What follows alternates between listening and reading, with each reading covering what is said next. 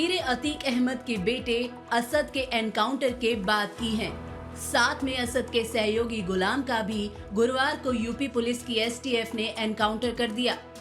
UP police के पास अपने तर्क हैं कि यह एनकाउंटर उन्हें क्यों करना पड़ा। आपने किस प्रकार के नृशंस किलर थे ये तो आपने पहले ही देख लिया था। इसके अलावा अगर इनको सरेंडर करना होता तो ये इतने दिनों में पुलिस कोर्ट में सरेंडर कर चुके होते। इनका कोई इरादा कानून के दायरे में आने का नहीं था। इनके ये सोफिस्टिकेटेड वेपन से लैस थे और इन्होंने हम एसटीएफ के ऊपर फायर किया। एसटीएफ का काम हमेशा कानून के दायरे में होता है।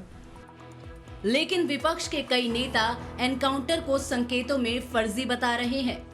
एआईएमआईएम प्रमुख ओवैसी ने तो हर बार की तरह एनकाउंटर का एक सिरा धर्म से जोड़ दिया है। उत्तर प्रदेश फेक इनकाउंटर का उत्तर प्रदेश बन गया है।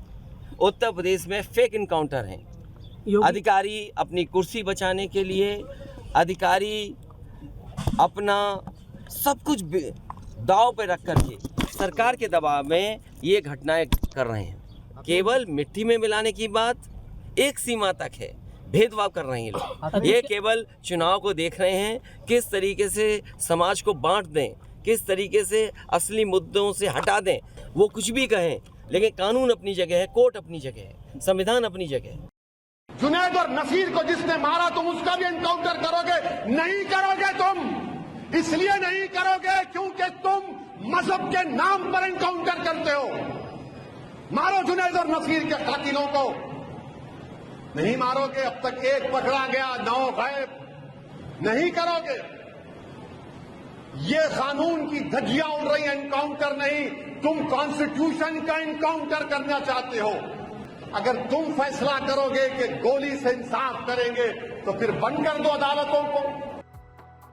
इसके अलावा मायावती ने एनकाउंटर पर सवाल उठाते हुए उच्च स्तरीय जांच की मांग की, तो तृणमूल कांग्रेस ने एनकाउंटर के बाद यूपी में जंगल राज का ऐलान कर दिया। It doesn't surprise me because I remember you and your colleague just telling me before this that this gentleman was brought from Gujarat to Meerut, and in connection with that the Honorable Chief Minister of Uttar Pradesh had Mr. Ajay Bisht had actually said that gaadi palat jata hai, which means cars can overturn, right? Yeah. So his real name is Ajay Bisht. He calls himself an yogi, but that is his correct name. So I prefer to call people by their real names. So anyway, his car overturned, and the car, he says, गाड़ी तो पलट ही सकता है। दिलचस्प ये है कि सभी प्रतिक्रियाएं उसी तरह आई जिसकी भविष्यवाणी राजनीति का कोई भी छात्र आसानी से कर सकता था। अतीक अहमद का बेटा असद और सहयोगी गुलाम उमेश पाल हत्याकांड के मुख्य आरोपी थे। इलाहाबाद में सरेआम हुए इस हत्याकांड ने योगी सरकार के उस कानून व्यवस्था के दावे को कटघरे में खड़ा कर दिया था जो योगी सरकार का सबसे बड़ा यूएसपी है। लेकिन सवाल ये है कि इस एनकाउंटर के सियासी संकेत क्या हैं? ये एनकाउंटर बताता है कि योगी आदित्यनाथ कानून व्यवस्था के मुद्दे पर कोई समझौता नहीं करना चाहते, क्योंकि बीते चुनाव में ये उनका सबसे हिट चुनावी मुद्दा था। लोकसभा चुनाव में योगी की कानून व्यवस्था को बीजेपी अपना सेलिंग पॉइंट बनाएगी। मध्य प्रदेश, राजस्थान और छत्तीसगढ़ के चुनाव में भी यूपी में माफिया को ठिकाने लगाने की नीति का बार बार रैलियों में जिक्र होगा। दरअसल एनकाउंटर का तरीका शक के घेरे में होते हुए भी योगी की पुलिस ने असद के हाथ में रिवॉल्वर पकड़ी हुई तस्वीरें सामने आने दी, तो मतलब साफ है, वो ये कि यूपी पुलिस जताना चाहती है कि उसे चैलेंज किया तो एनकाउंटर तय है। और ये हाल तब है जब समाजवादी पार्टी के महासचिव राम गोपाल यादव कुछ दिन पहले आशंका जता चुके थे कि असद का एनकाउंटर हो सकता है। जब असल आरोपी नहीं मिल रहे हैं तो दबाव ऊपर से है कि मारो, तो जो पकड़ में आ जाएगा उसे मारेंगे। अभी तो अतीक के लड़के को पकड़ ले गए पहले ही दिन, 2 लड़कों को पढ़ने वाले, उनमें से एक की हत्या हो जाएगी एक आध दिन में, आप देखिए।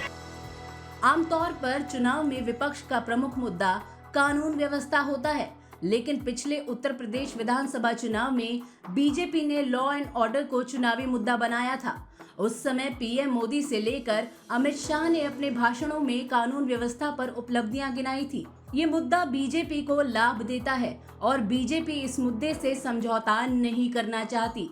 दूसरी तरफ विपक्ष इस मुद्दे पर बीजेपी को उस तरह नहीं घेर सकता जिस तरह वो महंगाई या रोजगार के मुद्दे पर घेर सकता है। कुल मिलाकर असद का एनकाउंटर अब एक चुनावी मुद्दा है जिसे बीजेपी तमगे की तरह इस्तेमाल करेगी और विपक्ष सिर्फ जंगल राज का रोना रोने के अलावा फिलहाल कुछ नहीं कर पाएगा। चुनाव आज तक।